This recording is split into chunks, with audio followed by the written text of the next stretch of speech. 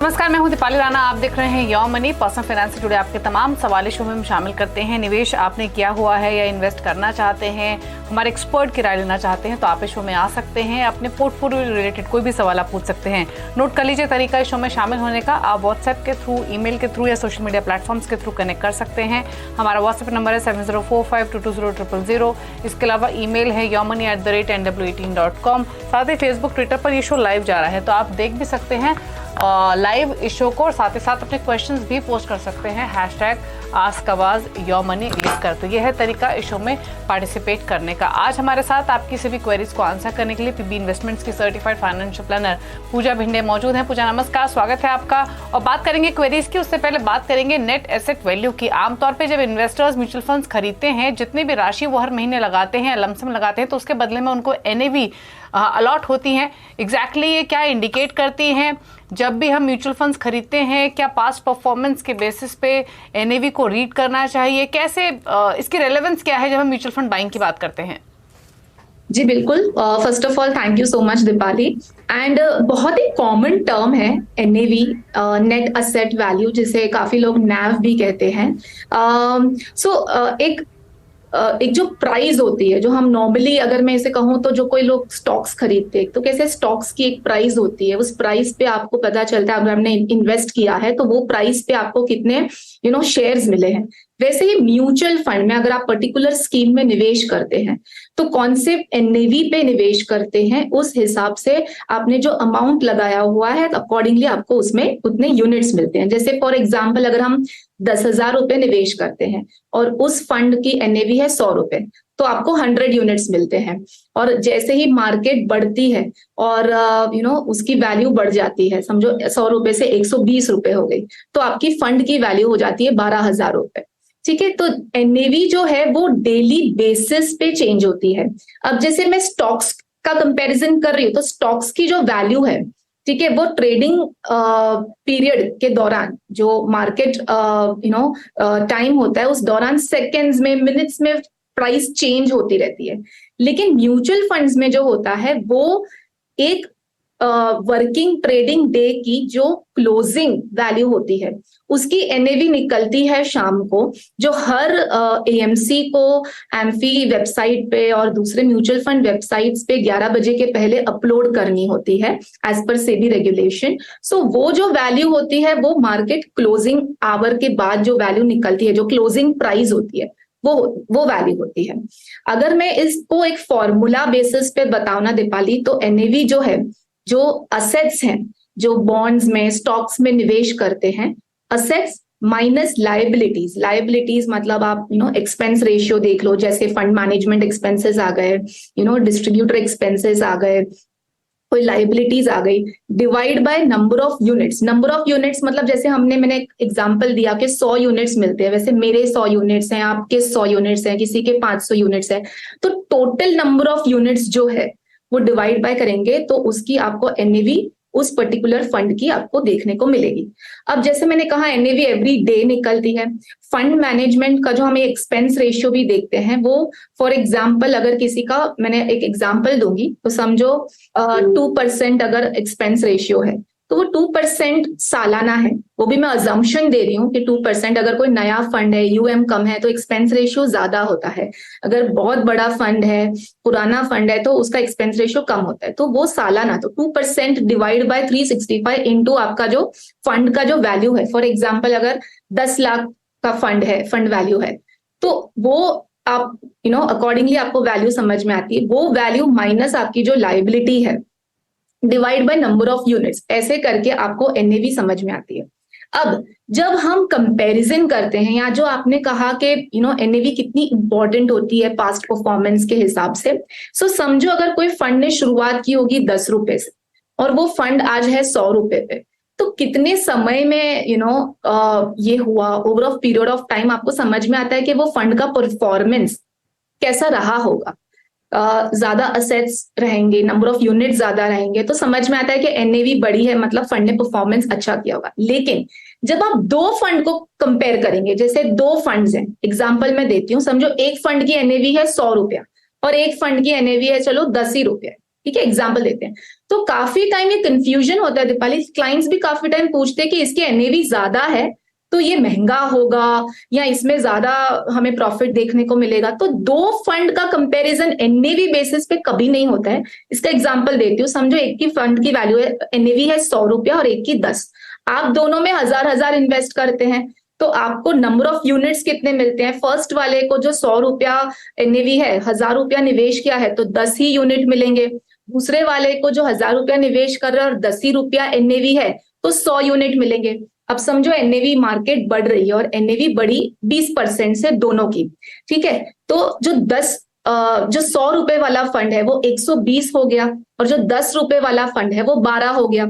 अब जब उसको यूनिट्स के साथ, आप नंबर ऑफ यूनिट्स के साथ अगर आप वो एनएवी को मल्टीप्लाई करेंगे, सो 120 वाला इंटू 10 यूनिट, तो 1200 रुपए उनको होते हैं फंड वैल्यू। और दूसरा जिसमें 12 रुपए एनएवी हुई है उसके पास यूनिट 100 यूनिट्स है तो उसके भी 1200 होते हैं। सो टेक्निकली इस एग्जाम्पल के माध्यम से ये एक्सप्लेन करने की कोशिश कर रही हूं कि जब एनएवी 10 या 100 होती है उससे आपका जो फंड का जो वैल्यू है वो अलग से कोई आपको एक्स्ट्रा बेनिफिट नहीं मिलता है। सो दो फंड की एनएवी कंपैरिजन कभी भी नहीं करनी चाहिए।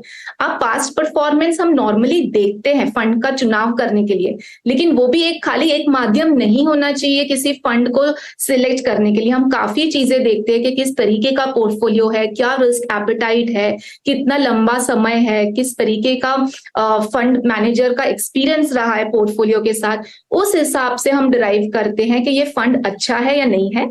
बेसिक नॉलेज अगर आपको जानना है तो एनएवी के बारे में एक बेसिक मैंने आपको बता दिया कि हम फंड का जो एनएवी है वो कैसे डिराइव करते हैं।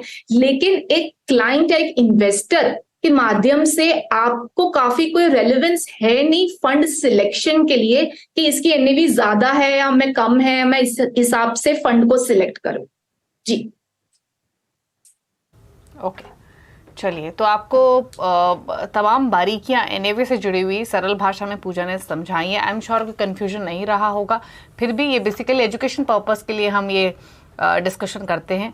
फिर भी आपको जानना चाहते हैं तो अपने सवाल हमें भेज सकते हैं। चलिए अब सवाल जवाब के सिलसिले को शुरू करते हैं। प्रशांत हमारे साथ कनेक्टेड है सवाल पूछने के लिए। प्रशांत नमस्कार, बताइए क्या क्वेश्चन है? Good evening ma'am. Good evening, बताइए क्या सवाल है? Good evening ma'am. मैम मेरा क्वेश्चन है कि मेरा नाम प्रशांत है, एज 30 है और मैंने SBI retirement benefit fund aggressive plan 5000 के लमसम लिया हुआ है। Motilal Oswal mid cap fund direct growth 7000 lump sum, Nippon India small cap fund direct growth 7000 और Quint small cap fund direct growth 7000 lump sum. इसके अलावा एसआईपी की हुई है PGIM India mid cap opportunity fund direct growth 1000, Motilal Oswal S&P 500 index fund 500 rupees SIP, ICICI prudential blue chip fund 500 SIP और axis small cap fund direct growth 100 rupees SIP. ठीक है, और आपका कोई टारगेट है, क्या जानना चाहते हैं आप? मैम ये जानना चाहता हूँ कि आफ्टर 15 ईयर्स लमसम कितना होगा कॉर्पस? ठीक है, तो 15 साल में कितना ये जमा कर लेंगे इस निवेश से, ये जानना चाहते हैं। साथ ही पोर्टफोलियो पर भी राय चाहिए। 2100 रुपए की हर महीने एसआईपी कर रहे हैं, 26,000 का लमसम। फंड्स इन्होंने आपको अपने बताए 4 फंड्स है जहां पर एसआईपी है 100 रुपए से लेकर 1000 रुपए तक। लमसम इन्वेस्टमेंट 5 से 7000 की हुई है। क्या सजेशन आपका? जी देखिए, सबसे पहले तो मैं प्रशांत को ये कहूंगी, जैसे आपने भी राइटली इन्हें फॉलो अप क्वेश्चन पूछा कि आपका गोल क्या है। और प्रशांत आपने मेंशन किया कि आप जो एसआईपी कंटिन्यू कर रहे हैं, जो आपके पास लमसम निवेश है उससे जितना बनेगा आपको वो जानना है। सो अगर मैं वो गणित लगाऊं तो समझो आपकी लमसम अप्रोक्सीमेटली 25-26 हजार की लमसम है, 2100 की एसआईपी चल रही है। अगर 15 साल बाद अगर हमें महज 12% का एक अजम्पशन रिटर्न लेके चलना है तो 12 लाख की राशि बनती है।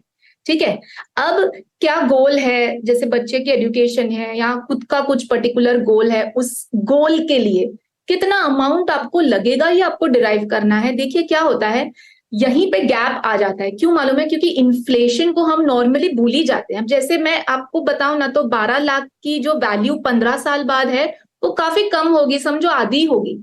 तो आप ये समझो कि आपके दिमाग में जो गोल है वो इस वैल्यू से पूरा हो पाएगा। तो यहाँ पे आपको आपके गोल को थोड़ा और डिटेल में सोचने की, समझने की और डिसाइड करने की जरूरत है कि किस रीजन से आप चाहते हैं ये राशि, और उसके लिए जो अमाउंट है वो उतना काफी है या नहीं है। तो इन्फ्लेशन को ध्यान में रख के आप चुनाव करें। अब जब हम फंड्स की बात करें ना दीपाली, जैसे एसआईपी है पोर्टफोलियो में, वो मुझे काफी सही लग रही है। एक ब्लू चिप है, एक मिड कैप है, एक स्मॉल कैप है। जो हम नॉर्मली कहते हैं कि 15 साल है, आप अक्रॉस कैटेगरी निवेश करें। एक आपने इंटरनेशनल फंड ले रखा है, अगर आप इंटरनेशनल फंड में निवेश करने के रिस्क को समझ सकते हैं तो आप कंटिन्यू करें। लेकिन अगर आप नए निवेशक हैं और अगर आपको ज्यादा पता नहीं है, ग्लोबल रीजंस की वजह से काफी टाइम फंड चलता भी है, नहीं भी चलता, अगर आप उसमें नहीं बने रह सकते या उसके जोखिम को नहीं समझ सकते, तो मेरी सलाह में आप उसमें से निकल के एक ऐसे फंड में जाएं जिसमें आपको इंटरनेशनल एक्सपोजर भी मिलेगा, लेकिन एट द सेम टाइम उसमें आपको डोमेस्टिक भी, मेजर पोर्शन आपका डोमेस्टिक में रहेगा। सो वो है पराग पारिक फ्लेक्सी कैप, तो वो एक सजेशन दूंगी मैं। जो लमसम पैसा आपने डाला हुआ है उसमें भी आपने काफी अग्रेसिव पोर्टफोलियो बताया है, जैसे मिड कैप मोतीलाल का अच्छा है, कंटिन्यू करें। एसबीआई रिटायरमेंट एक लॉक इन प्रोडक्ट है रिटायरमेंट के लिए, एक ऐसा प्रोडक्ट जिसमें अगर आप रिटायरमेंट गोल के लिए निवेश करना चाहते हैं तो आप डेफिनेटली कर सकते हैं। अग्रेसिव प्रोडक्ट है और उसमें डाइवर्सिफाइड भी है across market cap. 2 small cap ले रखे हैं, ये मैं देख रही हूँ। 2 स्मॉल कैप से ज्यादा फर्क नहीं पड़ेगा ना, at the same time risk भी आप बहुत ज्यादा ले रहे हैं। तो मेरी सलाह में एक स्मॉल कैप को आप चेंज करके, अगर आपको थोड़ा बहुत अग्रेसिव पोर्टफोलियो ही रखना है तो आप एक मल्टी कैप ले सकते हैं। जैसे क्वांट का स्मॉल कैप चेंज करके मैं सजेस्ट करूंगी आप क्वांट का ही जो मल्टी कैप फंड है, क्वांट एक्टिव फंड, उसमें स्विच कर लें। कभी भी कोई भी चुनाव जो हम कहते हैं, जो स्विचेस कहते हैं ना, जब भी आप कर रहे हैं, ये आपके लिए नहीं, अक्रॉस सभी दर्शकों के लिए है। आप जब भी स्विच करते हो ना, तो ये ध्यान में रखें कि अगर आप 1 साल के अंदर निवेश किया है और उसको स्विच कर रहे हो तो उसमें एग्जिट लोड लगता है। अगर उसमें गेन हुआ है तो शॉर्ट टर्म कैपिटल गेन आपको लगता है 15%, अगर वो इक्विटी है तो कोई भी फंड से निकलना है या स्विच करना है, जरा देख के कितने समय से है, क्या टैक्सेशन लागू होंगे, क्या सही समय है अभी मार्केट का कि मैं यहां से निकल के दूसरे फंड में हाई वैल्यू में जाऊं, तो उसको भी समझदारी से आपको स्विच करना है। अगर हम कह रहे हैं और इमीडिएट कल का कल करना जरूरी नहीं है, आपको ध्यान में रखना है कि आपको करना है आपके पोर्टफोलियो पे चेंजेस, लेकिन आपको ये सारी बातों को ध्यान में रख के चेंजेस कर। जी ओके तो चलिए, आपके पोर्टफोलियो से रिलेटेड तमाम बातें आपको बताई हैं, थोड़े से चेंजेस आपको सजेस्ट किए गए हैं। मनोज हैं हमारे साथ पुणे से। मनोज नमस्कार, पूछिए क्या सवाल है आपका। Good evening ma'am. सो मेरा पोर्टफोलियो है, मंथली मैं 1 लाख रुपए इन्वेस्ट करता हूँ, और जिसमें मेरा प्रॉब्लम क्या है कि like I have 14 different mutual funds across. तो मुझे समझ में नहीं आ रहा है कि मैं किस में ज्यादा इन्वेस्ट करूँ, किस में कम इन्वेस्ट करूँ। So I am ranging from 2,000 to 10,000 की SIP कर रहा हूँ इन दिस 13 म्यूचुअल फंड्स। तो मेरा टारगेट है कि मुझे with in next 15 years somewhere 5 year तक मुझे एक रिटायरमेंट फंड मैं कॉर्पस सम करने का सोच रहा हूँ। सो मुझे सजेशन चाहिए कि मेरा पोर्टफोलियो मैंने कैसे बैलेंस करना चाहिए, that is the first thing. और सेकंड लाइक कितना परसेंट किस फंड के लिए जाना चाहिए।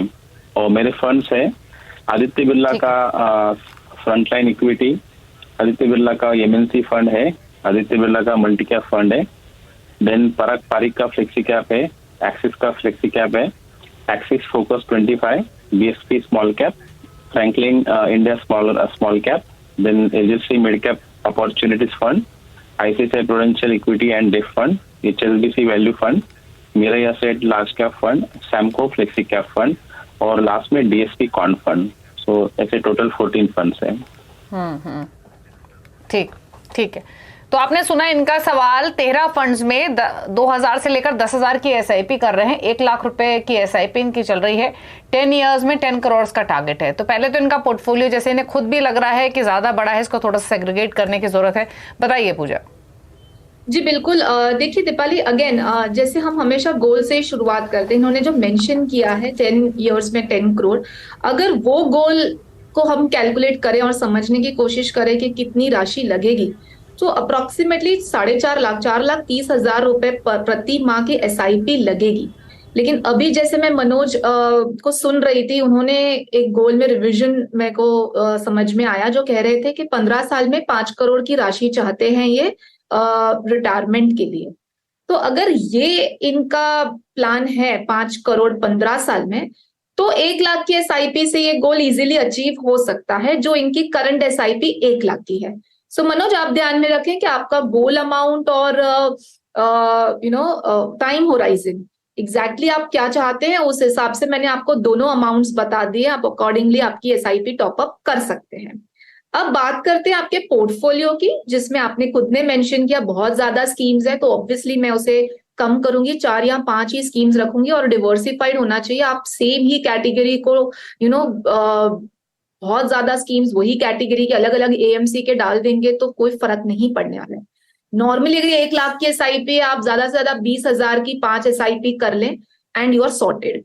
ठीक है, तो आपने जैसे मेंशन किया क्या अमाउंट्स की करनी चाहिए, तो मैंने आपको वही बता दिया। आप इक्वल अमाउंट्स की कर सकते हैं, large and mid cap, small cap, flexi cap, focused, ये 4 या 5 कैटेगरीज में कर सकते हैं। हाँ, अगर आप ऑलरेडी बहुत पुराने निवेशक हैं और आप एक अग्रेसिव पोर्टफोलियो चाहते हैं, तो काफी टाइम ऐसा भी होता है कि लोग अपनी चॉइस से मिड कैप स्मॉल कैप में ज्यादा अमाउंट की वैल्यू रखना चाहते हैं, और लार्ज और फ्लेक्सी को सिमिलर अमाउंट, मतलब समझो अगर ₹1,00,000 की एसआईपी है तो मिड कैप स्मॉल कैप में अप्रोक्सीमेटली उन्हें 50% डालना है, तो 25, और बाकी का उनको लार्ज और फ्लेक्सी में डिवाइड करना है, तो आप वैसे डिवाइड भी कर सकते हैं।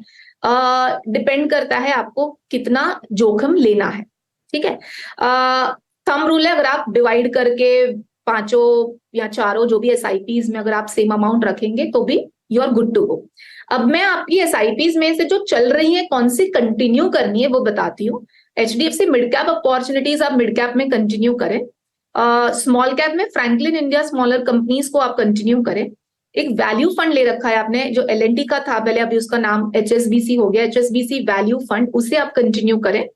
आईसीआईसीआई इक्विटी एंड डेट ले रखा है आपने, वो भी एक अग्रेसिव फंड है और उसको भी आप कंटिन्यू कर सकते हैं। अग्रेसिव हाइब्रिड फंड है, अगर 10 साल का होराइजन है तो आप डेफिनेटली इसमें कंटिन्यू कर सकते हैं।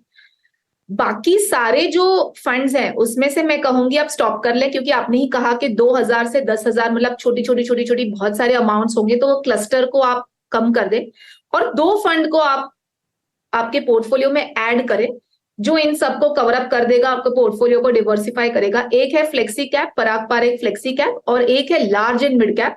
लार्ज कैप या इंडेक्स फंड डालने के बजाय मैं एक large and mid cap suggest कर रही हूँ, जिसमें आपको लार्ज और मिड कैप दोनों मिल जाएगा, क्योंकि 10 से 15 साल का होराइजन है और आप 39 के हैं, तो डेफिनेटली आप एक large and mid cap category को आप शामिल कर सकते हैं।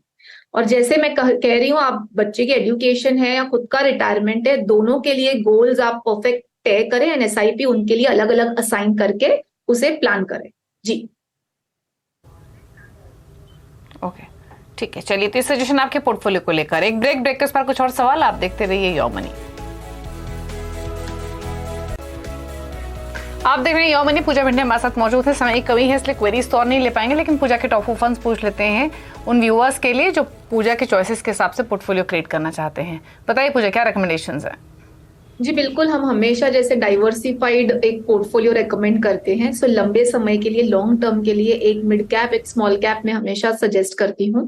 Kotak emerging equity fund mid cap category में, स्मॉल कैप में एसबीआई स्मॉल कैप फंड, एक फोकस्ड कैटेगरी का फंड सजेस्ट कर रही हूँ, एचडीएफसी फोकस्ड 30 फंड, और एक वैल्यू कैटेगरी का fund ICICI prudential value discovery fund. ये 4 मेरे पसंदीदा फंड्स। ओके, तो HDFC focus 30, ICICI pru value discovery, SBI small cap और कोटक इमर्जिंग इक्विटी, इन फंड्स के साथ आप बना सकते हैं अपना पोर्टफोलियो लॉन्ग टर्म विजन के साथ। तो ये है पूजा की चॉइसेस। शुक्रिया पूजा आने के लिए शो में और अपने व्यूज, अपने रेकॉर्ड्स भी शेयर करने के लिए। Thank you. इसी के साथ एक ब्रेक उस पर भी खबर जारी CNBC आवाज पर। नमस्कार।